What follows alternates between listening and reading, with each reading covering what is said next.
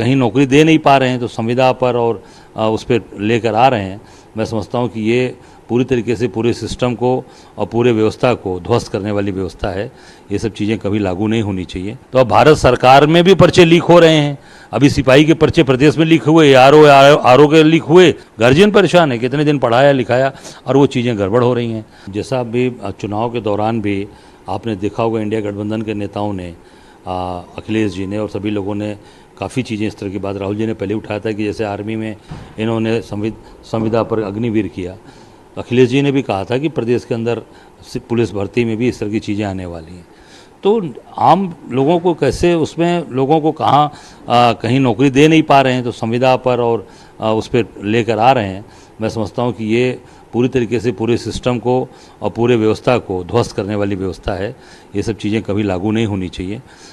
जो सरकारी नौकरी है, जो सरकार के अधीन, क्योंकि ये कानून व्यवस्था की बात है, अगर कानून व्यवस्था में भी आउटसोर्सिंग होने लगेगी, देश की सुरक्षा में भी आउटसोर्सिंग होने लगा, तो मैं समझता हूँ ये ठीक नहीं है। इसको तत्काल बंद करना चाहिए और इस तरह की चीज़ें होनी ही नहीं चाहिए। नीट एग्जाम को किस तरीके से रखते हैं, जबकि सुप्रीम कोर्ट ने कह दिया है कि काउंसलिंग पे रोक नहीं। नहीं, देखिए, नहीं, काउंसलिंग पे रोक नहीं लगेगी, पर उन्होंने जवाब मांगा है, जवाब मांगा है, बिल्कुल एनटीए से जवाब मांगा है, जो भारत सरकार के अधीन काम करती है। अब ये देखिए कि पहले प्रदेश में पर्चे लीक होते थे, उत्तर प्रदेश में लीक होते थे, अब ये लीक होते होते केंद्र तक पहुंच गए।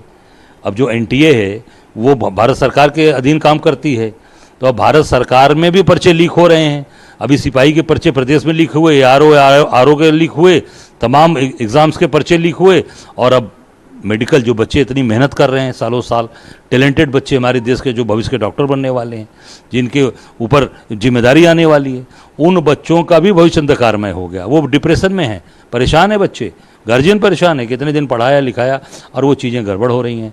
तो मैं समझता हूँ कि अब ये जो लीक का मामला है प्रदेश से लेकर देश तक चला गया, ये सरकार निश्चित तौर से पूरी तरीके से इन सब परीक्षाओं को कराने में नाकाम है, और इसका जवाब इनको तत्काल, माननीय सर्वोच्च न्यायालय को मैं धन्यवाद देना चाहूँगा कि सर्वोच्च न्यायालय ने नोटिस जारी किया, जवाब मांगा है, तत्काल इनको जवाब देना चाहिए और उन बच्चों का भविष्य का ध्यान रखना चाहिए।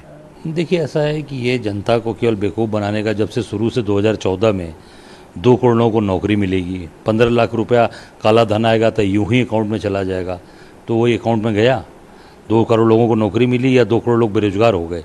तो मैं समझता हूँ कि पूरी तरीके से ये सरकार या जो भाजपा का जो मैनिफेस्टो या जो होता है, वो सारी चीज़ें केवल जनता को वोट लेने के लिए, लोगों को ठगने के लिए, ये ठगने के मास्टर हैं, और ठग कर जनता को बेवकूफ़ बनाकर, सरकार बनाकर और फिर जनता को बेवकूफ़ बना रहे हैं। मैं समझता हूँ कि जो ये कहते हैं वो करते नहीं हैं।